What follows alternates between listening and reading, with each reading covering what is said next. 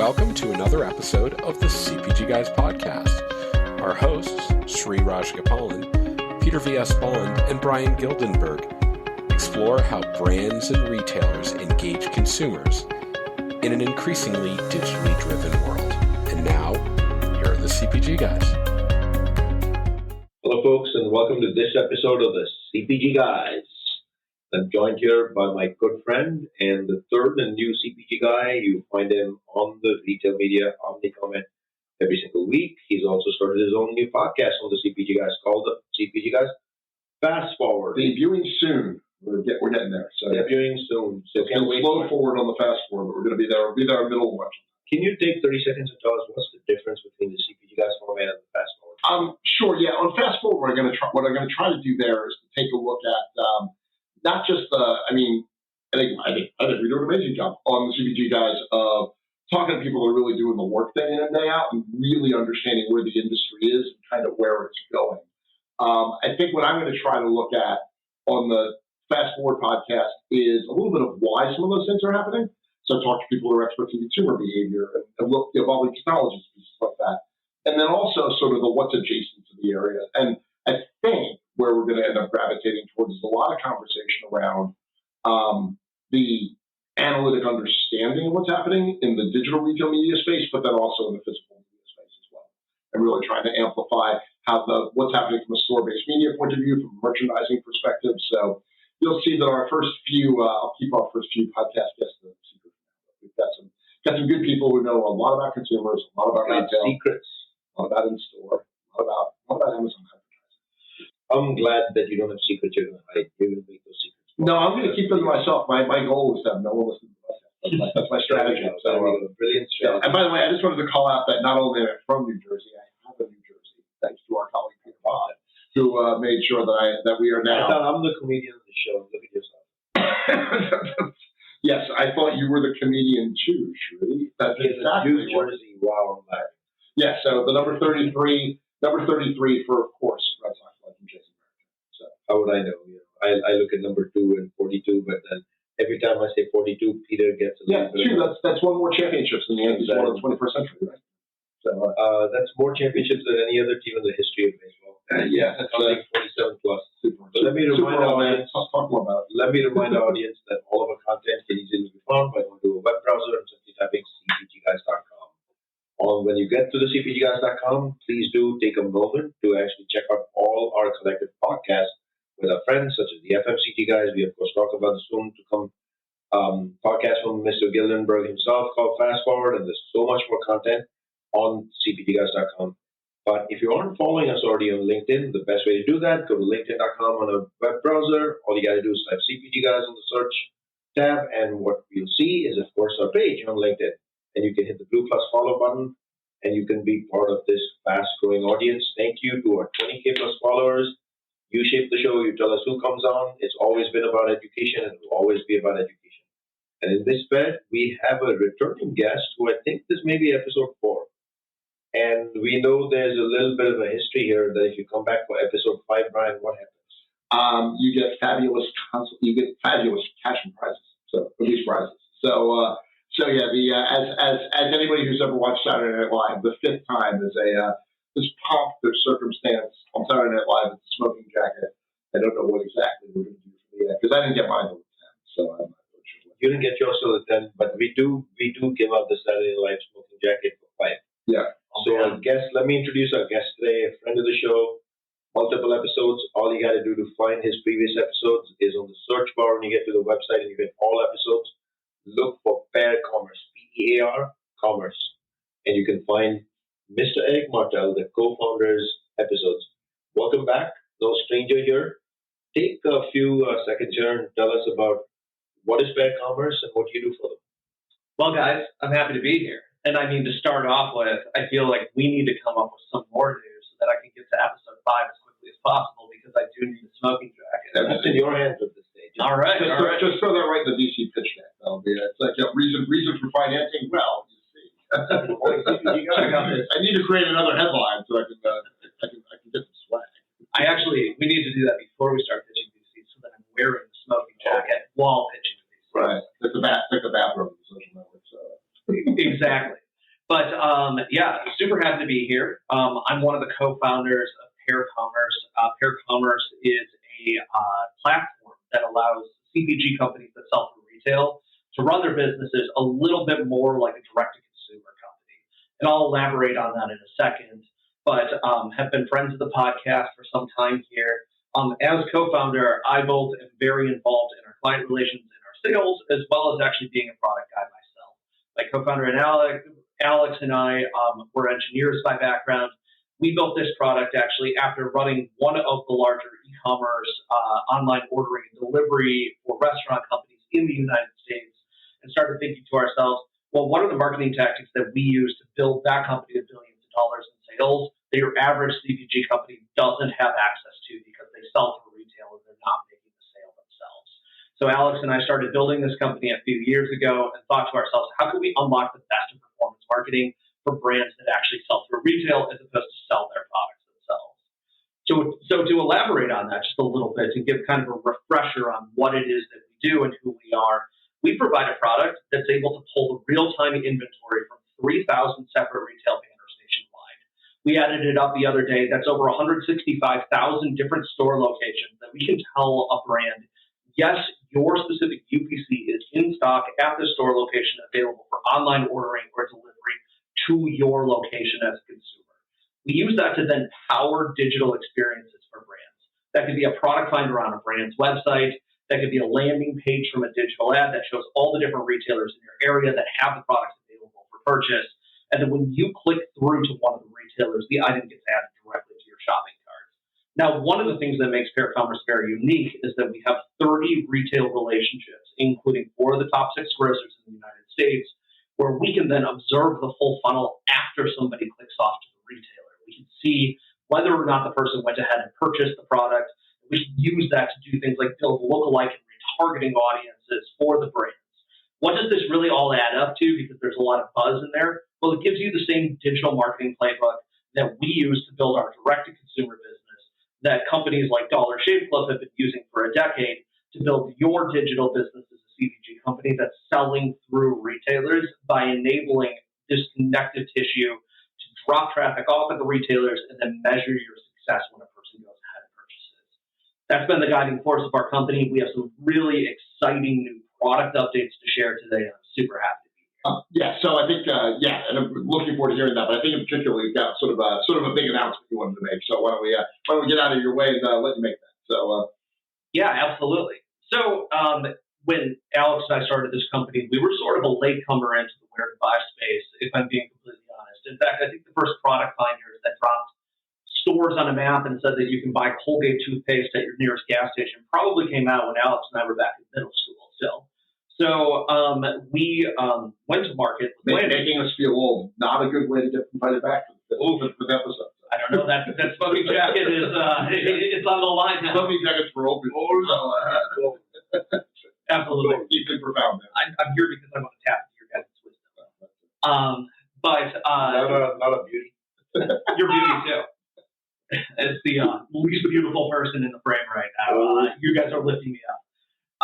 But when we came to market, we were running landing pages where you could drive an ad, say on Facebook, for instance, or on the trade test, to a landing page that showed all retailers in your area that you could buy an item. And then when you clicked on one of the retailers on that landing page, we would say, hey, you can buy this at Walmart, Target, and maybe Hy-Vee. You can click off and then go ahead and purchase the product. The problem that we started to observe after going to market this way, and admittedly we were not the first landing page company out there, was that shoppers oftentimes are like, what the heck is this? Like, I just clicked on an ad for toothpaste.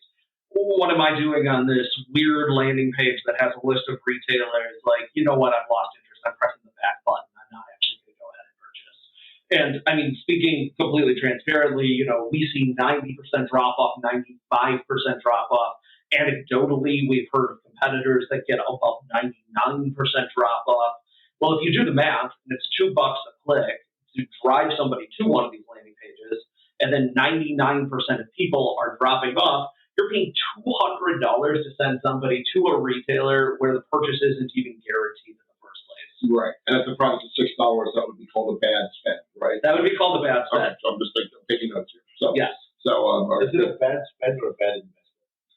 That does matter. Doesn't matter. So you're lighting money on fire to stay warm. I don't know what that's called. Big announcement. Go ahead. Yes.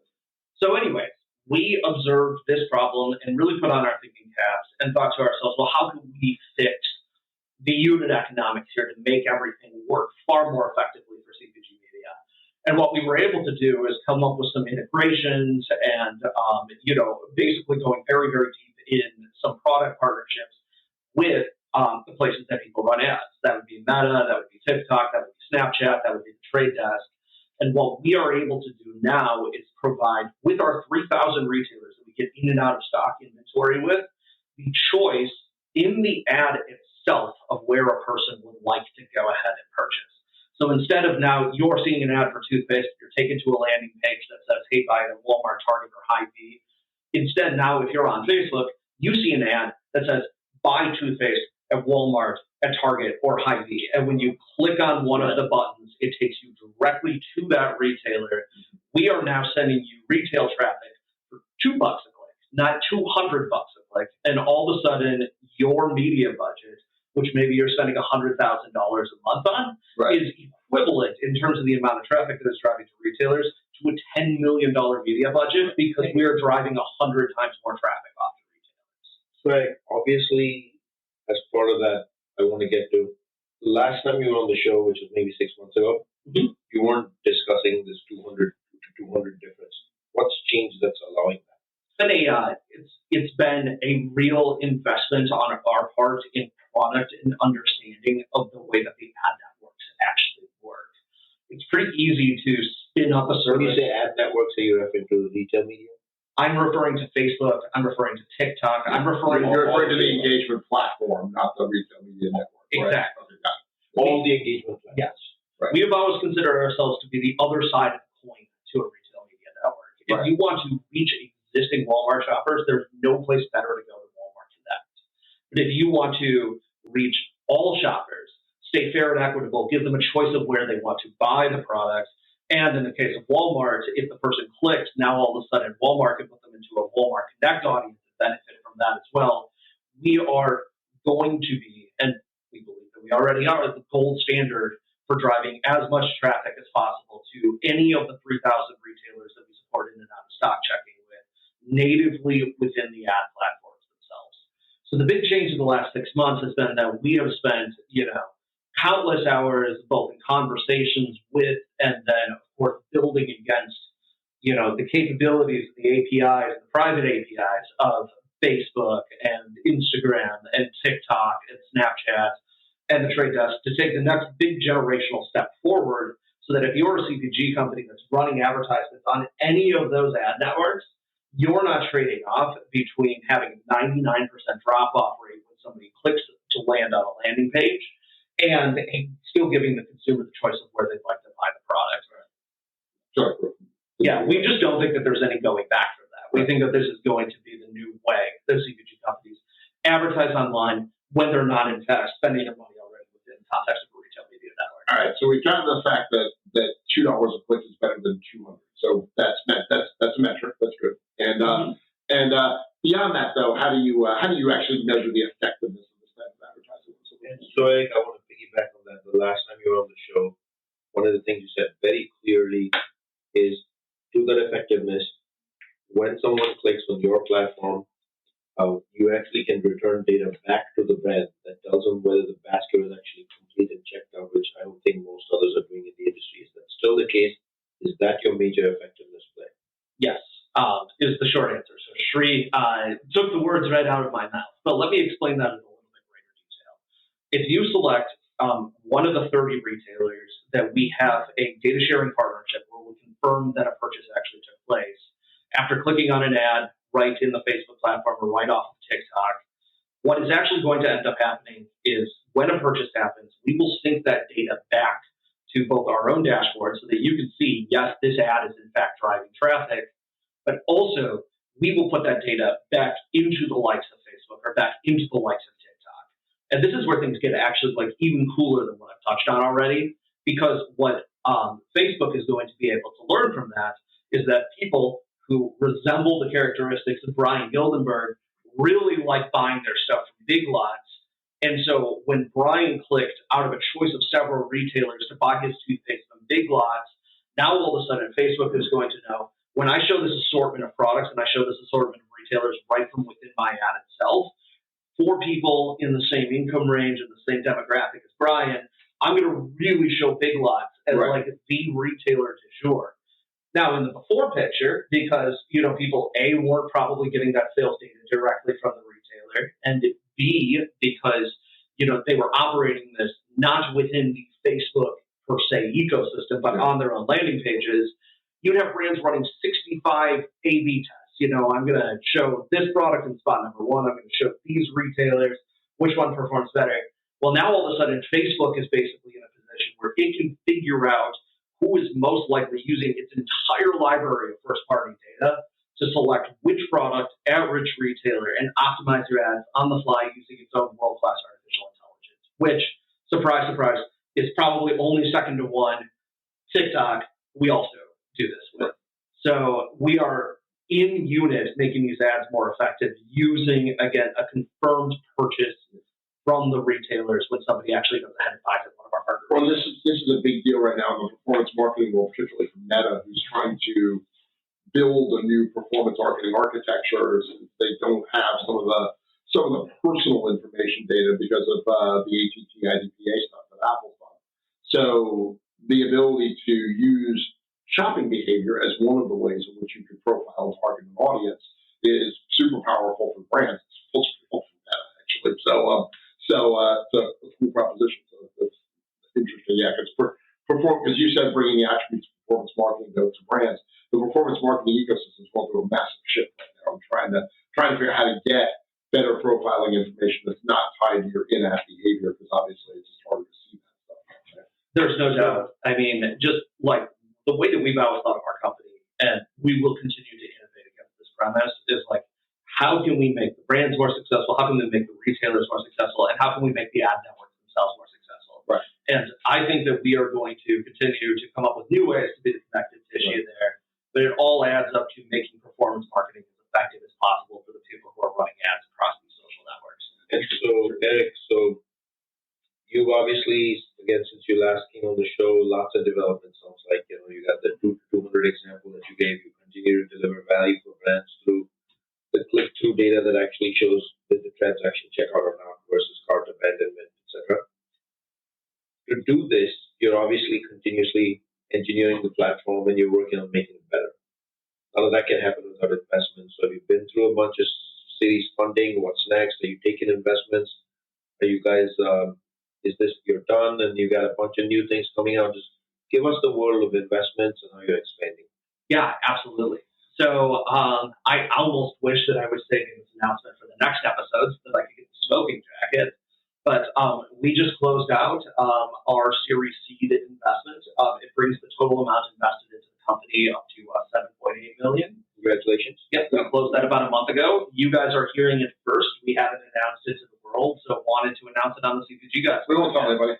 Well, Brian, everyone's going to know. Well, yep, and we're going to get there. Better podcast. There's not a better podcast in the world. This has been Shree's Western knowledge. But yeah, we wanted to lead with the big product announcement because, candidly, I'd rather be known as a company that drives innovation and works more effectively for our customers than a company that's raised a boatload of money. But very thankfully, in this position, we're in the spot where we have a little bit of both. Our bank account is full, and we're taking the market by storm. Why not both soldiers? Nice. So excellent, perfect, cool. So I think we've talked a lot about different things, but one of the things that I think brands always have a question about stuff like this. I'm spending all this money on advertising. Shouldn't I bring the consumer back to my website, that paradise that is the brand's product landing page with its hyper slick click purchasing ability or whatever. But do brands lose something in this, do you think, by not bringing traffic back to the site, or how do you get that? Yeah, that's such a great question, Brian.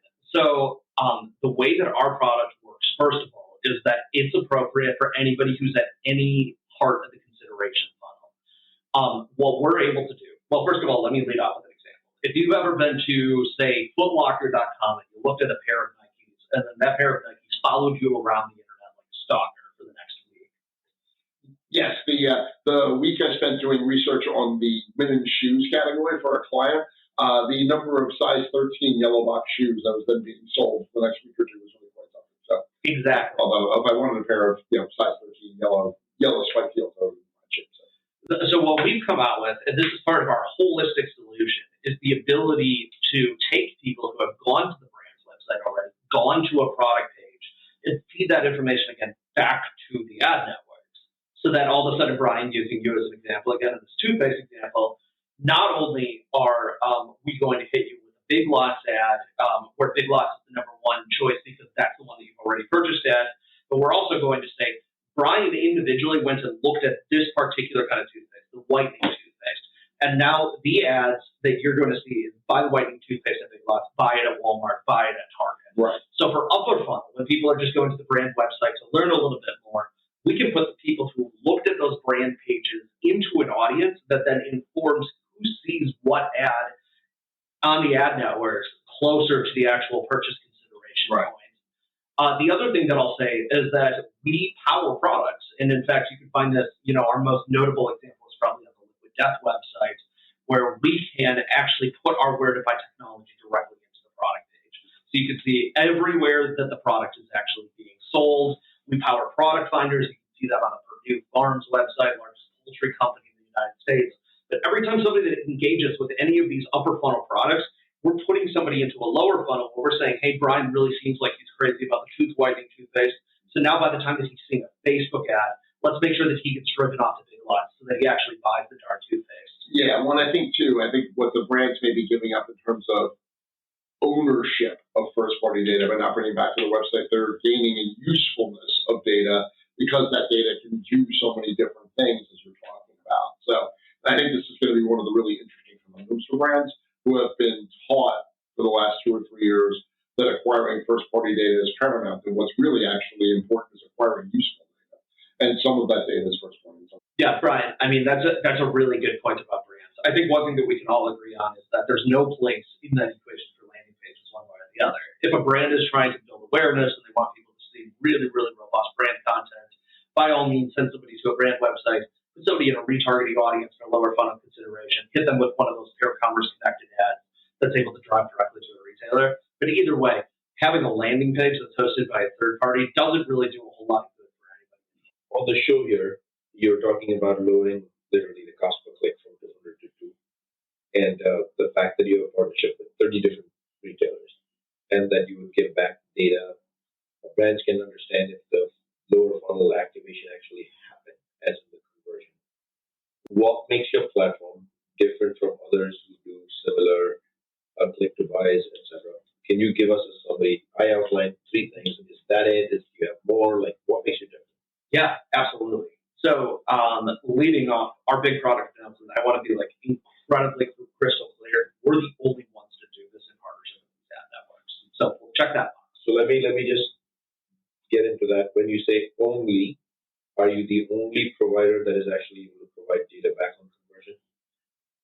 We are no. There are other companies that can measure, and by the way, I don't work for our competition, so I'm not going to quote myself as having 100% intimate knowledge of everything. We've seen competitors who can provide back aggregated sales stats, like you sent X visits to a retailer and you got Y purchases out of it. 10,000 people clicked, 100 people purchased, something like that.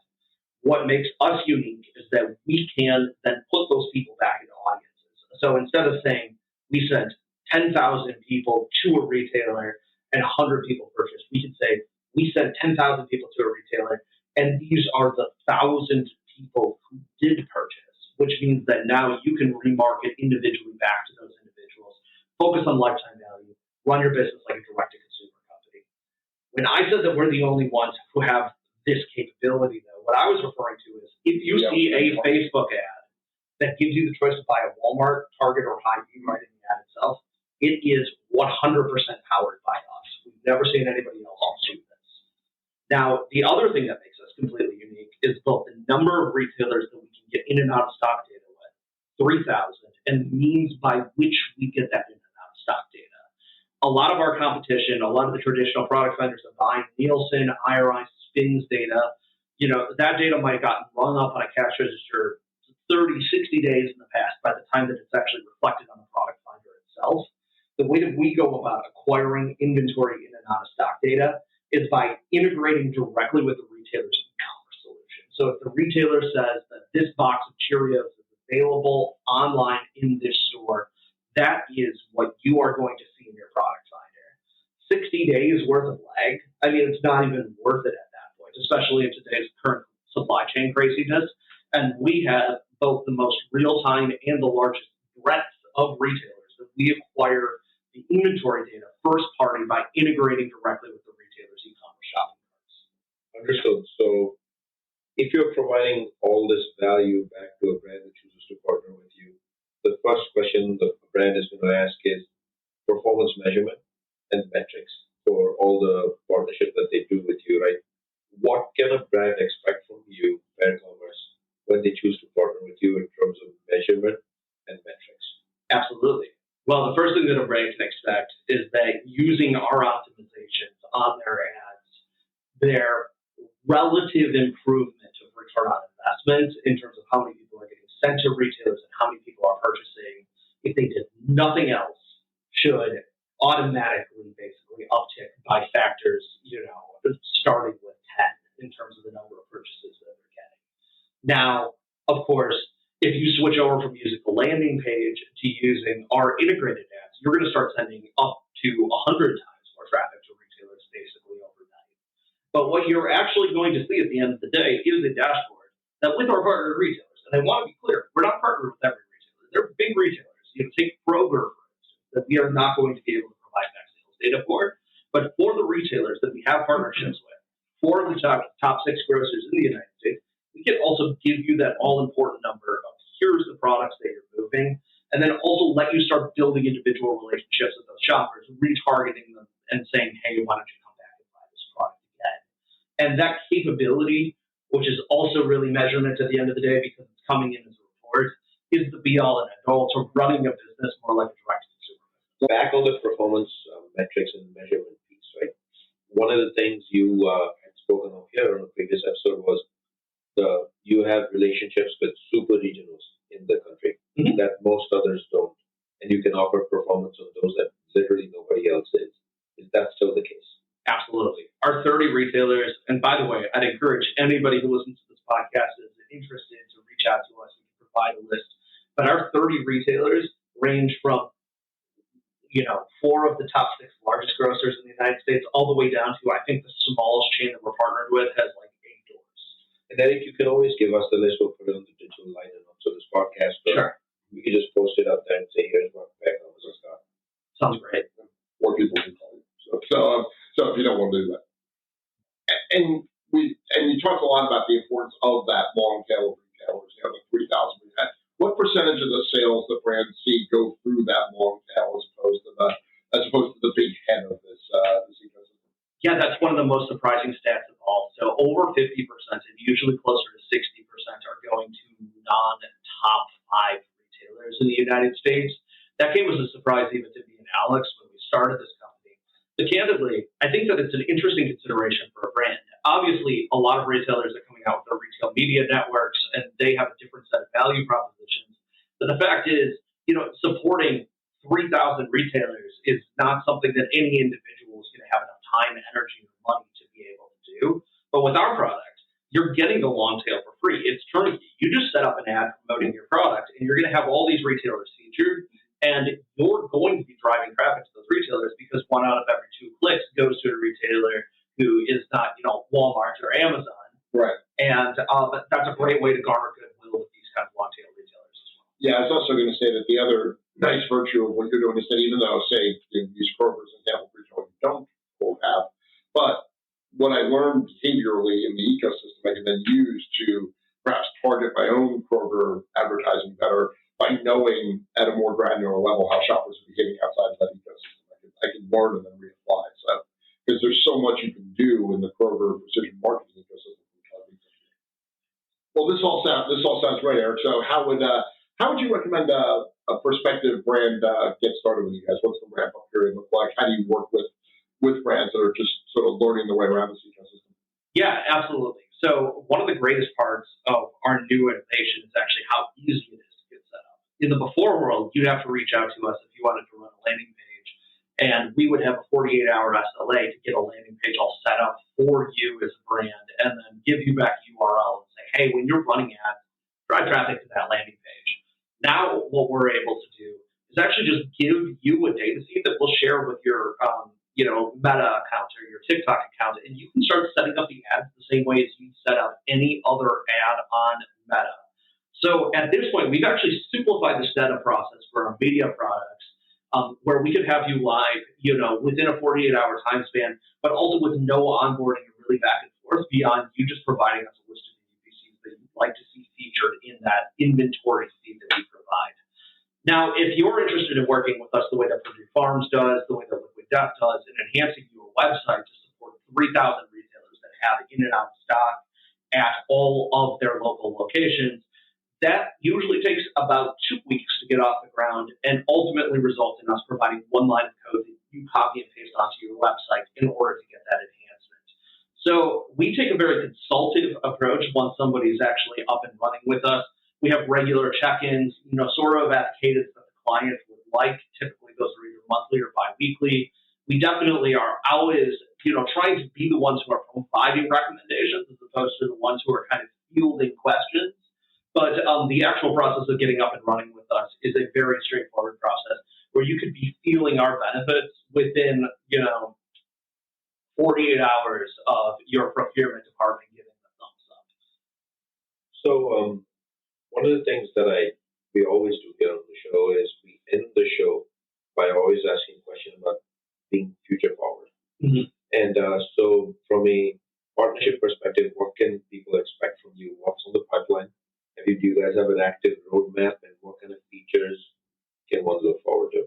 Well, first of all, Sri, you're kind of exhausting me. We just raised a bunch of money and launched 5 new products. Hey, bravo. There you go. Yeah, what's next? But wait, tell us about all the 5 new products. Well, it's integrations with summarize them for us. Yes, Instagram, Facebook, TikTok, Snapchat, and digital media, basically the Trade Desk, Yahoo, anywhere that you run banner ads. Those 5 integrations, we're calling them Pear Commerce Connect. Those are all completely new. Those are going to give your retailers up to 100 times more traffic than they were getting beforehand. And then, of course, the fundraising announcement. But our focus for the next chapter here is almost certainly making these tools easier and more self-service for our customers. Because even though I said to Brian a second ago, once you're set up with that inventory feed, you can set up ads directly on TikTok yourself without really needing to go back and forth with us at all. We want to make it so that you don't need to be provided that inventory feed in the first place. We want to make it so that if you want to make modifications to the look and feel of your product finder on your website, you can log right into our dashboard to be able to do that. You have a new product launch, you want that to start getting featured in some ads, you can log right into our dashboard, enter that UPC, and all of a sudden these ads are spinning up across all the ad networks. In the next several months, the news that you're going to be seeing is that we're going to make it even easier for you as a customer to work with us. And of course, our white glove approach isn't going anywhere. So if you like us to be doing that kind of lifting, we're going to always be happy to do so. Get that right, white glove. Yes, well, I'm looking forward to that. That'll be the 15th episode. I think in the Michael Jackson. Yeah, just one more. No, that sounds perfect. Jacket or white glove? What would you prefer? Why not both? Why not both? There you go. We're gonna have to put our third CPG guy to work. Yeah, I'm on it. Endorsement. Yeah, really good. So let me wrap up the show first by thanking you for joining us, giving us a great overview of what's happened in the last 6 months. I have a challenge for you. Are you ready? Mm-hmm. Ready for this one? Ready? Yeah, right. So when we recorded your previous episode, we had no ability to forecast that it was going to be the 3rd largest downloaded episode today.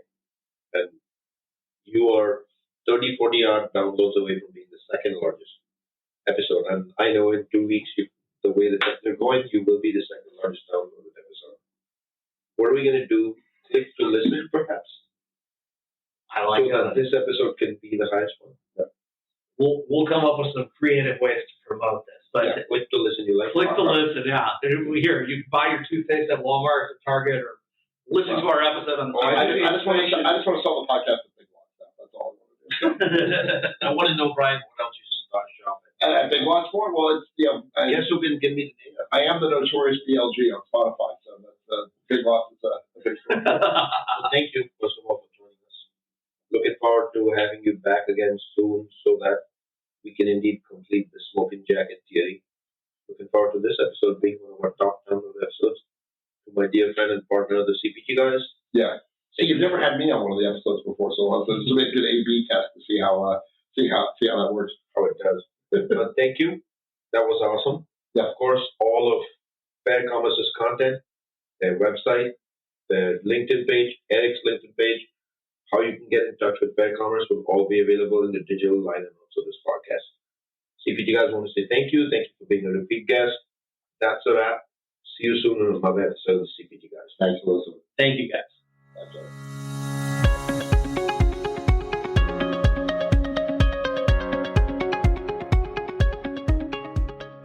The content in this podcast episode is provided for general informational purposes only.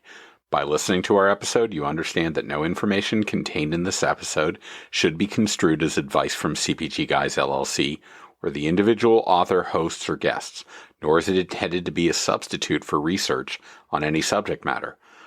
Reference to any specific product or entity does not constitute an endorsement or recommendation by CPG Guys LLC.